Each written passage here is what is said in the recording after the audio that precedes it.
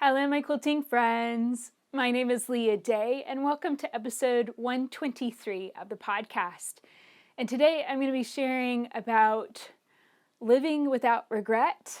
And this is going to be a sad episode because we've just had a loss in our family. And I want to tell you about my mother-in-law. These are her shirts.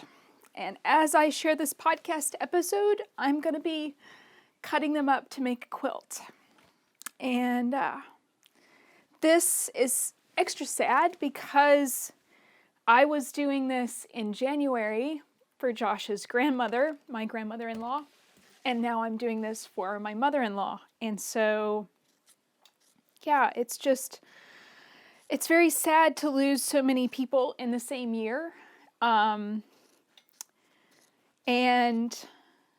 it's very sad to lose someone you love very suddenly. And Ellen had a heart attack in January right before Miss Betty, my grandmother-in-law, Josh's grandmother, died. And so she's had congestive heart failure all year. And we didn't find out about that until June. So kind of from June until now, we were thinking she might have 3 or 4, maybe 5 years. And I don't know why, but I got it in my head that it was like, well, she'll live through Christmas, she'll be fine through Christmas. I won't need to worry about this until January 2020, or I don't know why, but I just had that in my head. And in retrospect, that's really silly because we don't know how much time we have. We really don't. And then she had a heart attack on the Tuesday before Thanksgiving, and she died Thanksgiving morning. And in a way, I'm really happy that she died that day because now Thanksgiving will be Ellen's holiday forever. Every year we'll set a place for her and give a toast to her, and that will be the day that, yes, we lost her, but it will also be the day that we remember her. And it's just kind of strange numerology stuff going on. Miss Betty, Josh's grandmother, died on his birthday, and Ellen died on his brother's birthday. And that just happened to coincide with Thanksgiving this year. She was born on Memorial Day, so it's like Ellen gets all the holidays. And, it's been very sad, and that's why you might have noticed that I've been not sharing any tutorials, and I've been silent on the blog. We shared a little post to our Quilt Friends Club just to explain what was going on, and quite frankly, it's just been hard to do anything.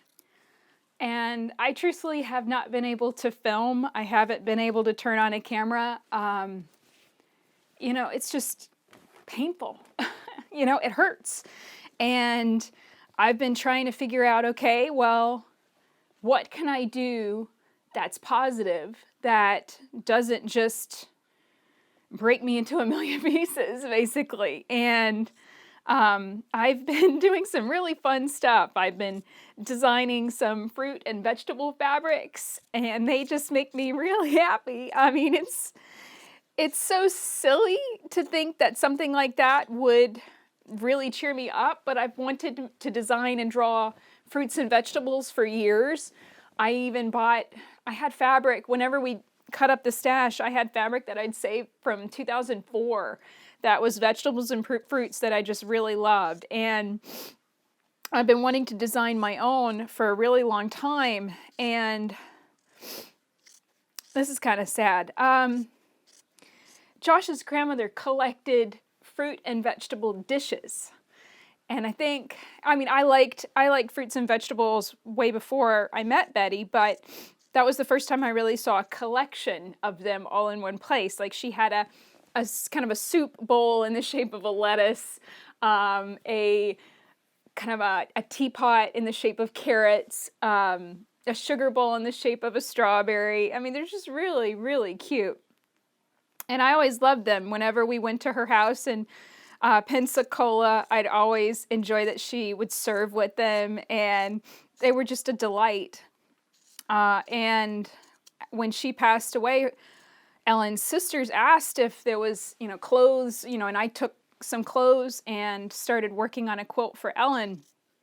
And then they also brought up the dishes. And so I ended up bringing home a few pieces from that collection that one of the sisters took some of the pieces and Ellen took some of the pieces too. And so then I've been gradually adding to that collection, and my family, we all like to antique and stuff. And so my sisters and my dad has been giving me pieces to add to that collection too. And then yesterday, Chet, my father-in-law, brought over Ellen's pieces. And I did not expect to get that added to my collection.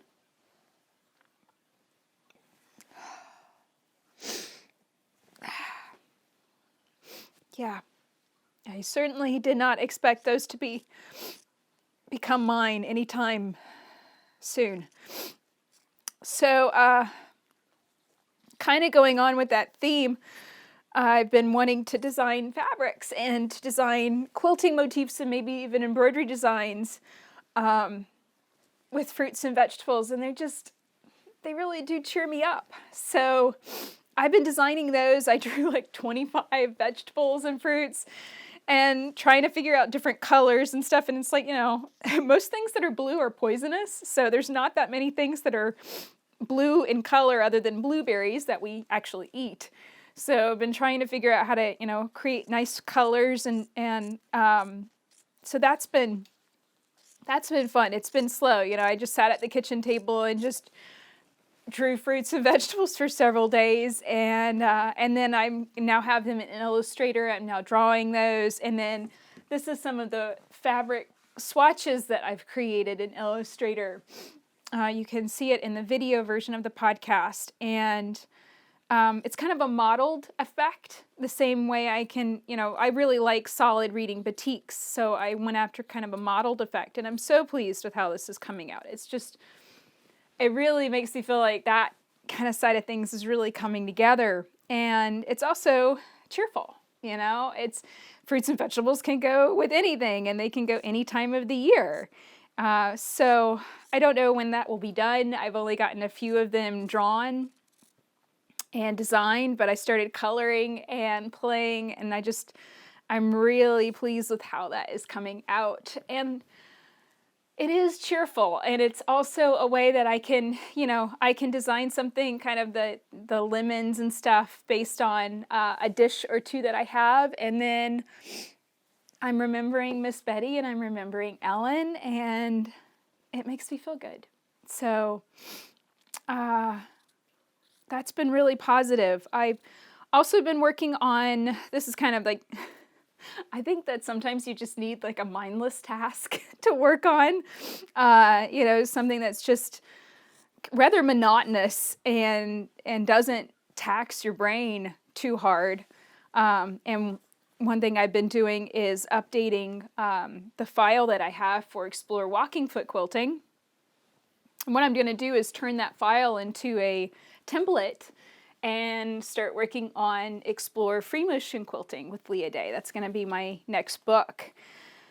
So that feels good. It's just really slow. I mean, I didn't do that layout, so I have to kind of go in line by line, page by page, and just tweak and tweak and tweak. I mean, it really is slow. I've learned so much about book layout in the last year that I can do all of this myself now, and I can update things and get them exactly where I want them, and fiddle around with it. And then basically creating a book template, what I mean by that is it's kind of like everything there is a placeholder, so that when I go in and write the new book and have new quilt patterns, then I can easily copy and paste it in, and it will fit. It will fit and will be really easy to create that next book in that series. So that's exciting, and it's been good because I started thinking about that book and what quilts I wanted to put into it, and I realized, I could make the book have quilts that I gave Ellen over the years. And I gave her two very special quilts over the years. One was called Flowers for Ellen. Here's a picture of it. This was my third quilt that I ever made. So this was back in 2004, 2005.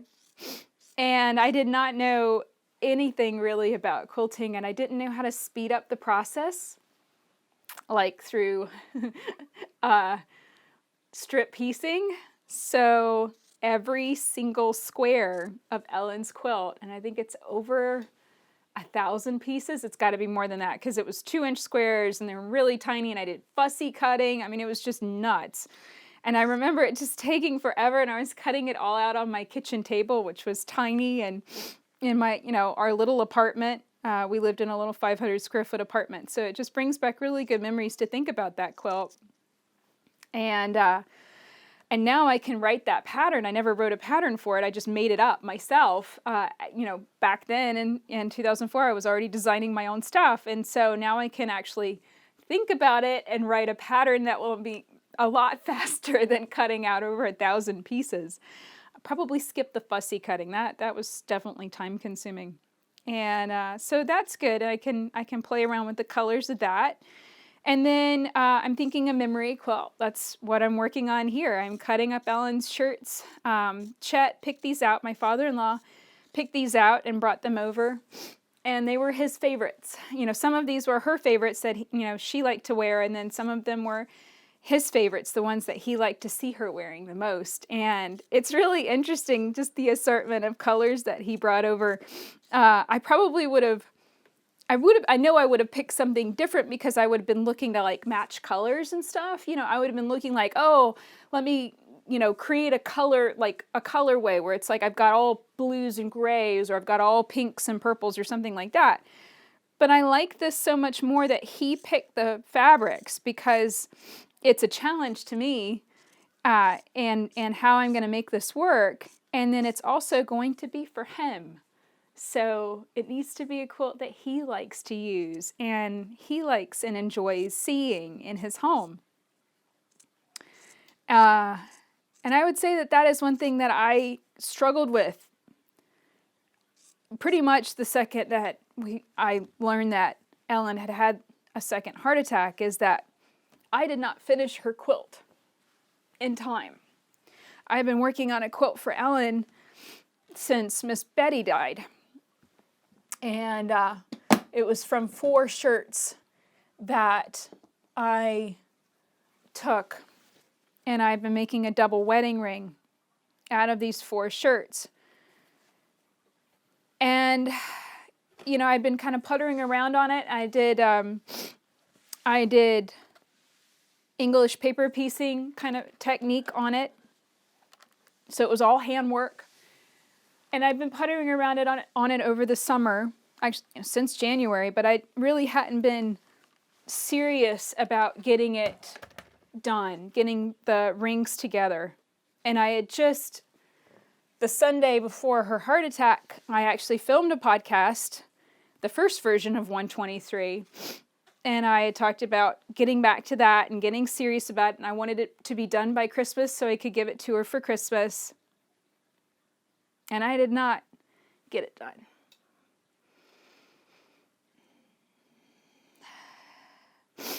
And that really upset me. I mean, it's like of all the things that I could not prioritize,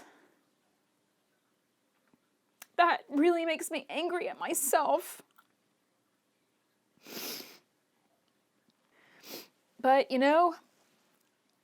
we had a day with Ellen in hospice, and every time that she looked at me and Josh and James and his brother and Chet, she'd light up, and she'd had this great big smile on her face. And she always, whenever she saw us and she hadn't, maybe like we came over and surprised her, she would always kind of go, oh, and then chuckle and laugh. And she had a very unique laugh. And so she was doing that, and she was forgetting that we were there, and then she'd see us again, and then she'd go, oh, and she'd laugh.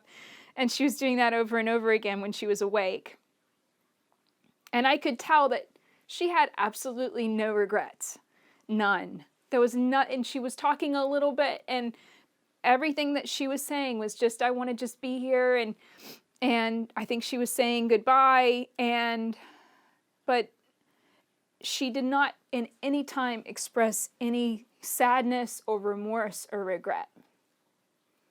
And so I have to let that go, that I didn't finish that quilt for her. And instead, I'm going to keep working on it and make it bigger. I've always wanted a double wedding ring. I'm going to add Ellen's clothes to it. I'm going to ask my sisters for a shirt or two that they like, that they haven't been wearing. And I'm going to take a shirt or two of mine, and it's going to just keep growing. And I'm going to do, and my mom's too, and I'm just going to let this quilt keep growing with more and more rings and different clothes. And I don't know when it will be done, but I'm going to end up finishing that for me. And it'll be my putter around hand piecing project, probably for the next decade, and that's okay. And I'm going to do something really different for Chet that will probably be, I'm thinking probably squares or rectangles. I haven't really settled on an actual pattern yet in my head. I want to ask him if he likes, what shape he particularly likes, if he likes hexagons or triangles or something like that. And then I'll kind of base the pattern off of that. And so the very first step, if you are needing to make a memory quilt, if you are needing to make something like this, and I do think that this is, for me, a very important and healing process. It's really helping me feel closer to Ellen and to feel like I'm helping Chet and to feel like I'm also helping myself. I'm right now pulling out a dart in one of Ellen's shirts. The first step of the process is just to wash everything that you want to use. So I threw all this in the laundry and already got everything clean. And then the second step is to cut the pieces apart so that you have as flat a pieces as possible. And in this case, it's a plaid shirt with a pocket. I'm probably going to keep the pocket. I really like it. I like the idea of maybe starting with the pocket and then building out. Maybe like courthouse steps or a log cabin style. I think that would be really neat, and leave the pocket in so, it can, it still works. It has a button and everything.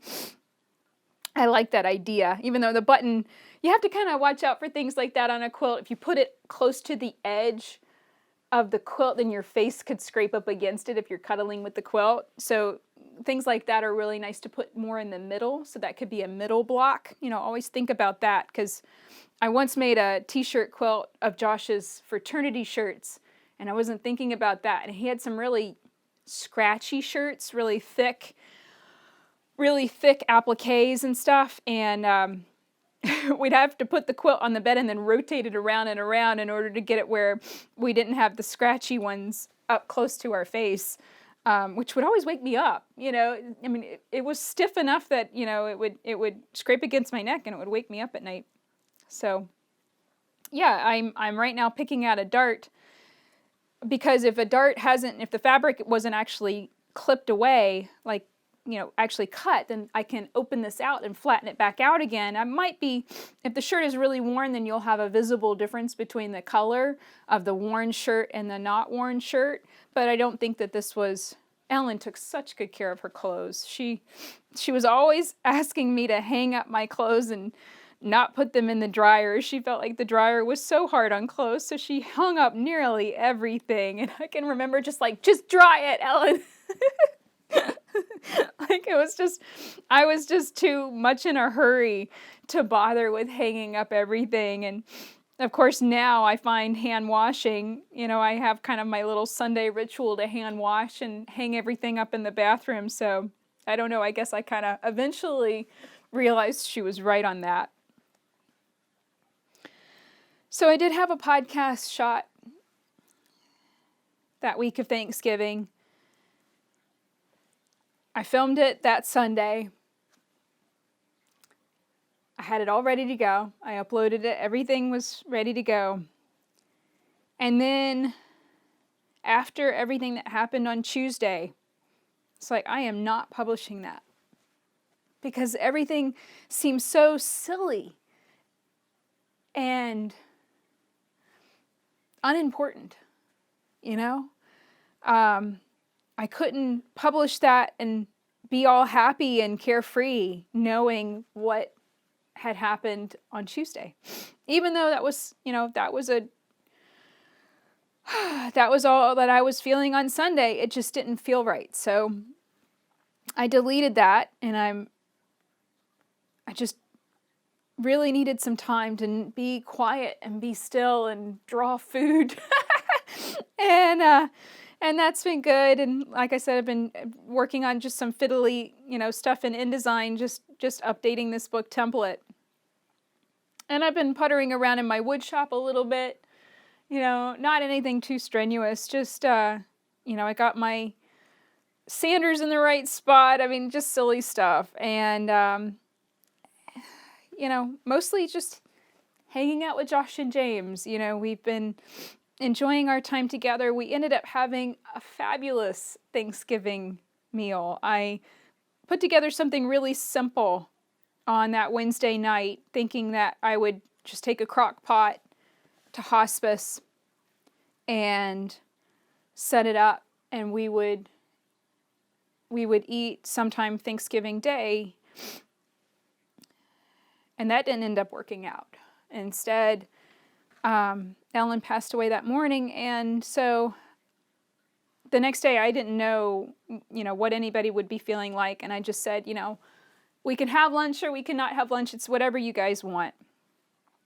And everybody ended up coming over, and that was kind of our memorial for Ellen. I really felt like that was just, it was awesome. I really am so happy that we did that. We got all together, and it was, me and Josh and his brother and James and Chet. And we started with a toast to Ellen, and it was just turkey and stuffing and sweet potato casserole. I kept it really simple. And gravy and cranberry sauce. Josh was like, "Where's the cranberry sauce?" And I had to run downstairs and grab a can and open it up real quick. But we just told stories and enjoyed our memories of her. And it was, it was happy and it was sad. It was exactly what it needed to be.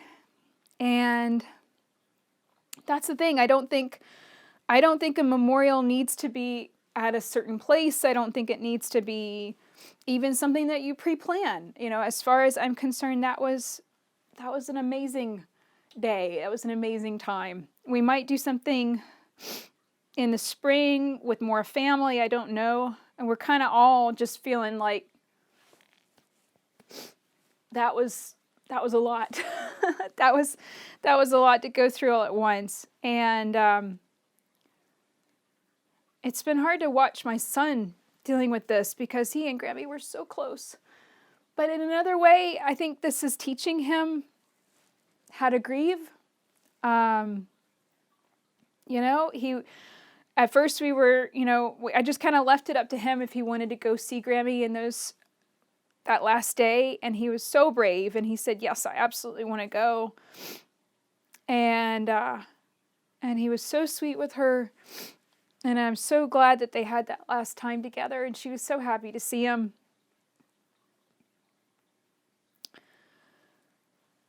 And it's just all just a part of life. I mean, there is happy and there is sad. There are times that we are bountiful, and then there's times that we lose. And this particular year has been a year of loss. And it's easy to think like, oh, well, just, that's not fair, or to get angry. And instead, I'm just trying to put it in perspective and enjoy all the times that we had together, And we had a great time at Halloween. I'm so happy that we did Halloween together. And Ellen sat out in the driveway with us, and we gave out candy, and she had great commentary for all the costumes the kids were wearing and stuff. And After we told her about the hot air balloon ride, she was thinking she was going to go on a hot air balloon ride too. As long as they could put a chair in the hot air balloon, then she could have gone. So, I mean, I don't think she really understood how sick she was. And I think that was an absolute blessing. And I'm so grateful for that, because really all year the last 10 months, she just had a really, good time. She was just relaxed and happy to see everybody and not worried about anything. And I think that was so, so positive. One thing I'm thinking about now as I'm picking out these stitches is just, I had another sad podcast in October about stitching myself back together again after another loss. And now I'm picking out these stitches on Ellen's shirt to flatten it out. And I'm thinking about how, sometimes we are stitching ourselves back together and sometimes we're ripping out things too. And I think this is just life. This is just the process. And I think that's why memory quilts are such a good idea, such a good thing to make, such a good thing to create.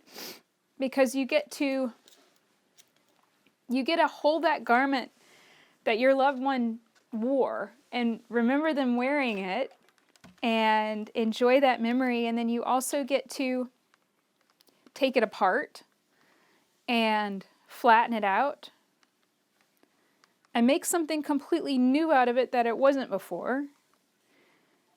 And I think in that process, that is healing. At least for me, it's very healing. I think you do have to be careful, though, to just go into it knowing that it is going to be sad, but it doesn't have to be overwhelmingly sad. It's good memories.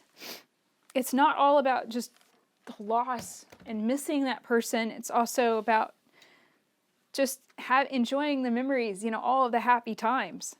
I've had to just remind myself that the good always outweighs the bad, And might sound bad, but it's like all year, since Ellen had her first heart attack, I've been wanting to argue with her. I know that sounds bad, but we had a great relationship, but we didn't always see eye to eye. I'm not going to lie and say that, we just always got along perfectly. I don't think anybody gets along perfectly all the time. And, it was kind of like I just knew that Ellen would be healthy again if we could argue about something, like drying clothes in the dryers, something silly, something really silly like that. And we never did. We never got into it again. And, because of that, I knew that, our time was limited, our time was short. And that's why I guess that's the biggest regret, is I just wish that she'd had Christmas. I wish that she'd enjoyed all the things that we had planned to share with her. But you really never know how much time you have. You don't know. And that's not something we can control, And I've kind of had to just come to terms with that and let that go. Like, let the regret go. So the next step of making a memory quilt is to stabilize the fabric. And you can do this a lot of different ways. I like to use French Fuse. This is a lightweight tricot knit interfacing. It's really lightweight. You can't feel it in the quilt. It doesn't make the fabric stiff or anything like that.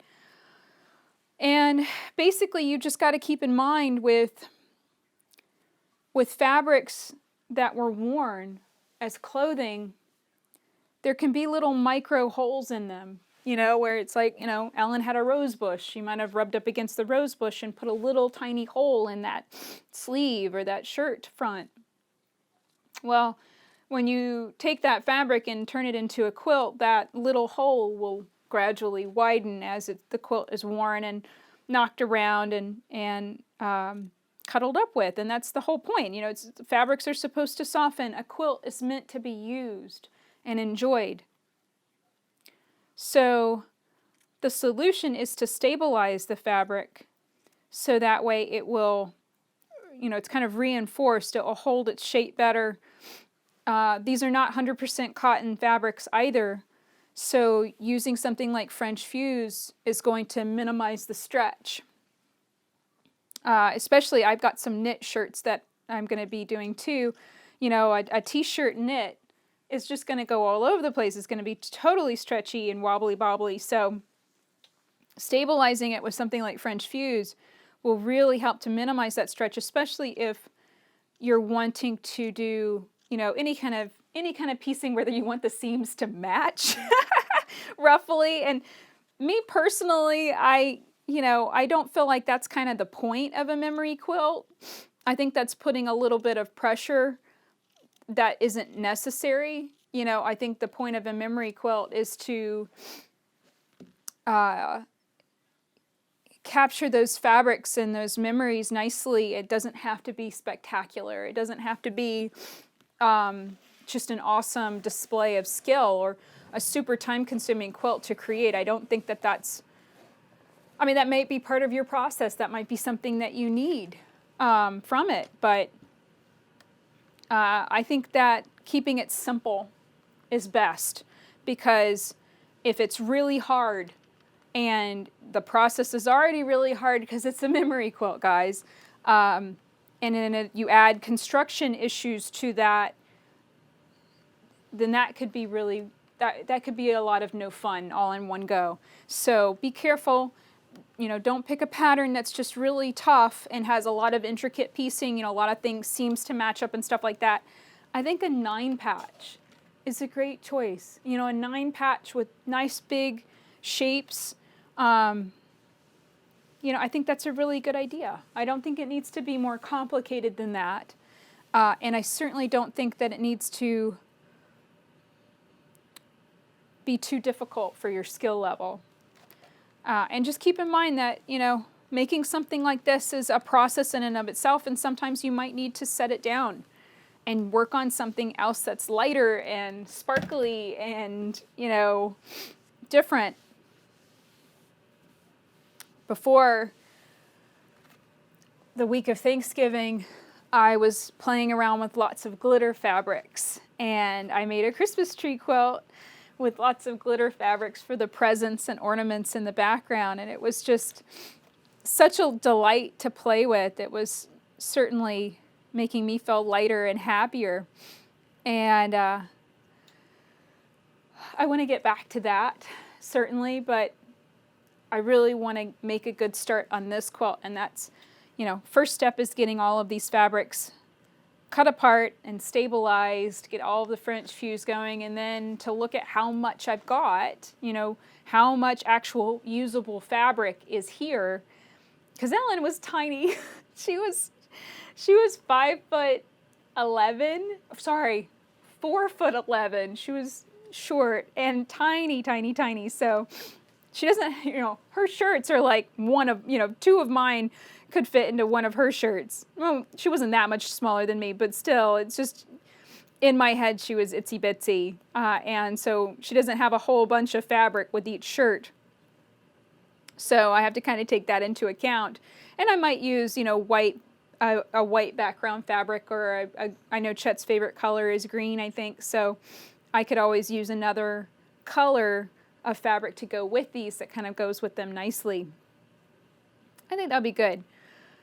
You know, I think the process of just getting these prepared, you know, and then also getting back in gear and turning on a camera and sharing this story, I just kind of went into hibernation mode a little bit, guys.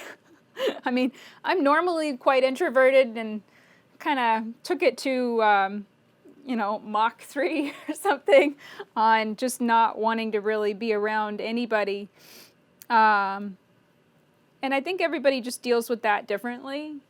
You know, I think you just have to give yourself permission to do whatever you need to do. So I've spent a lot of time alone, and I've spent a lot of time hanging out with Josh and James, and Drove to Asheboro, my hometown, twice in the last 2 weeks, just to visit with family and stuff. And that's another thing, is just realizing our time is short and precious. And, if I get a chance to go visit with a family member that's not in town very often, then I'm gonna do it, because I don't know, that might be the last time I see that aunt, or that family member. So yeah, it is a hard time of the year to be dealing with this, but at the same time, I feel like it's also a great time of the year to be dealing with it, because it makes me feel so enormously grateful for the family that I have, for the friends that I have made. My online friends have been amazing in the last 2 weeks. So many people that I email with on a daily basis that are so supportive and kind. And, I really disagree with the idea that you have to have friends in your hometown, like, in your town, to go hang out with. It's actually kind of something that's made me really sad, is that my local friends have been not there. And that really hurts. It's kind of like, who your friends are when the bad times happen. And that's really tough. But overwhelmingly, this has just made me feel so grateful for the family that I have and our amazing life that we build together on a daily basis. It has also reminded me that the very things that can drive you crazy about a person can also be your favorite things about them. And the things that, surprisingly enough, you miss the most. So I called one of my sisters on Thanksgiving Day after we ate, and she was telling me this funny story about drama at their Thanksgiving meal. It's just a typical tale of Thanksgiving Day drama. Someone said something awkward and offended somebody else, and, there was tension and awkwardness, and feelings got a little hurt, and somebody got upset, that kind of whole thing. And she told me this story before I had a chance to tell her about Ellen. And I just said, oh my gosh, thank you so much for telling me this story.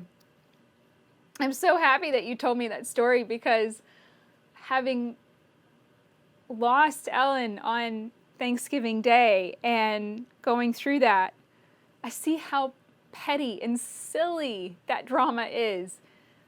It's nothing in comparison to losing someone. All things are insignificant. All things matter. All the stuff that we think is so big and so important and so crucial, and get all bent out of shape and offended or whatever, at the end of the day, it's like, if you lost somebody that day, all that stuff would have just seemed silly. And so it made me laugh.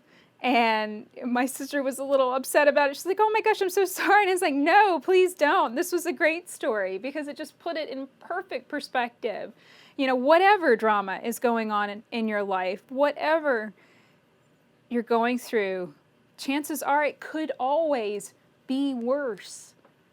And that's, in some ways, I think, comforting, right? So yeah, I feel like I need to bring back the bling, get back into the glitter fabric a little bit. But there's a lot of slow, steady work on Ellen's quilt here. I'm right now picking out, she had one of those sleeve cuff thingies that, when you roll up your sleeve and it attaches and buttons, and like little details like this, they take a little bit of time, but it's good to go on ahead and pick that out, rip it out off the surface, so that way when you go to stabilize, it's not going to cause an issue. And then also, otherwise I'd have to cut off and I'd lose a big chunk of fabric if I didn't just sit here and rip this out. So yeah, a lot of slow and steady work, but it feels like this is what I should be doing right now. And I'm excited about that. I'm happy to be doing this work.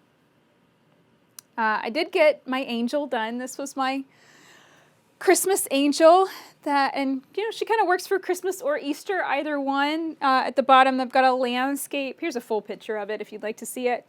So this is available on spoonflower.com, and I did 2 versions of it. I did a version that is 36 inches, so it will print on 1 yard of fabric, and I would advise the petal cotton for that. And then I did this bigger version, which is 54 inches wide, or 52 inches, I think 54 inches wide.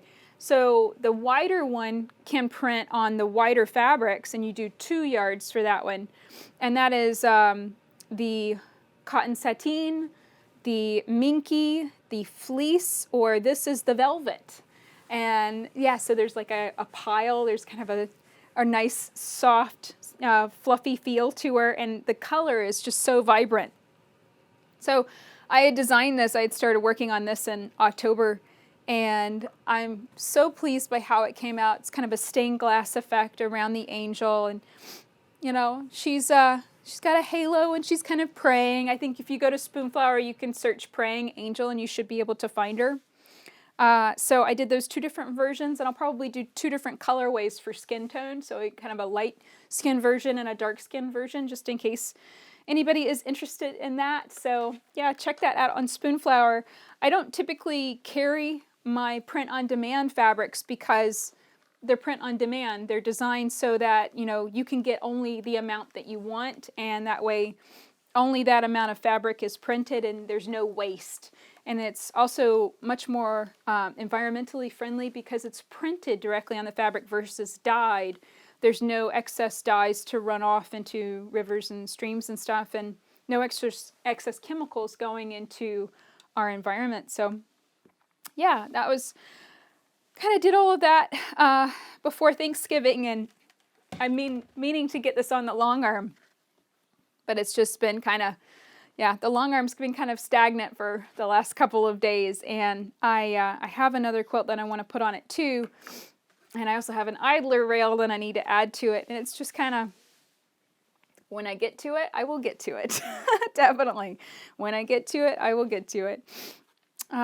So yeah, I've kind of had to just, yeah, not beat myself up for taking this time to be still and to just work on these kind of silly projects. You know, I'm talking about the food, and the memory quilt's not a silly project. I feel like this is really important. But the food stuff kind of feels a little on the silly side, but I think anything that makes you feel better when you're feeling really bad, when you're feeling really sad, is not silly at all. It's a really good thing.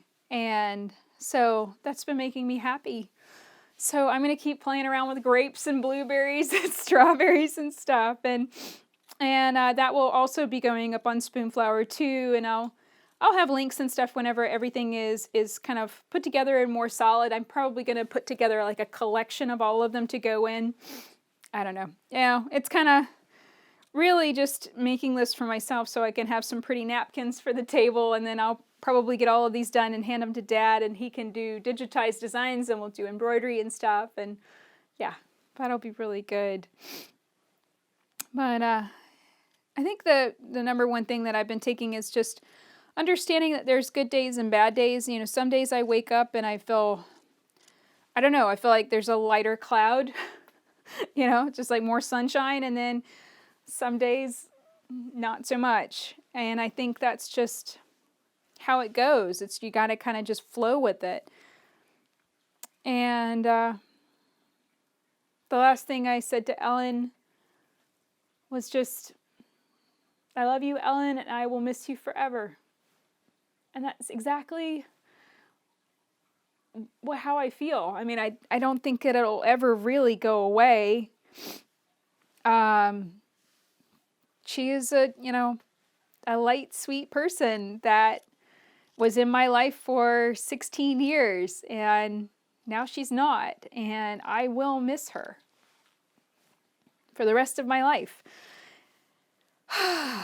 And that's hard. It's hard to miss someone and know that you're going to miss all those little quirks about that person, but I think just keeping her memory alive and sharing stories and making this quilt and being able to have these good memories, I think all of that is part of the process. So I'm going to keep working on this and enjoying this process. And I think, I've been turning on silly shows to watch as I work on things, and that has been really nice and helpful too. Ellen loved Christmas Hallmark movies, so I'll probably turn on one of those. I'll ask James which one is her favorite and watch a few of those as I work through these.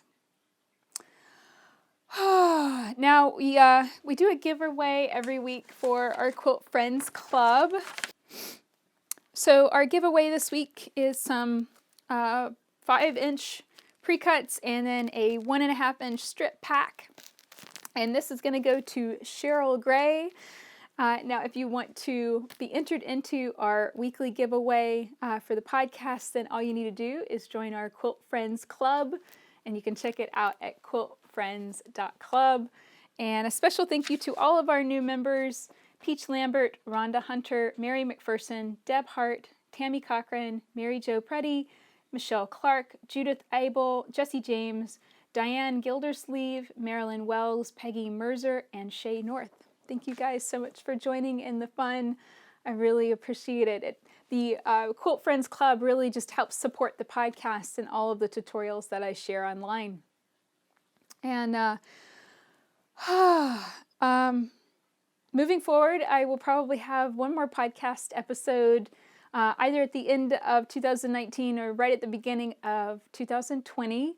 And share my word of the year. I'm still kind of figuring out exactly what that is. You know, it's I'm certainly have a lot to say about my word of the year this year.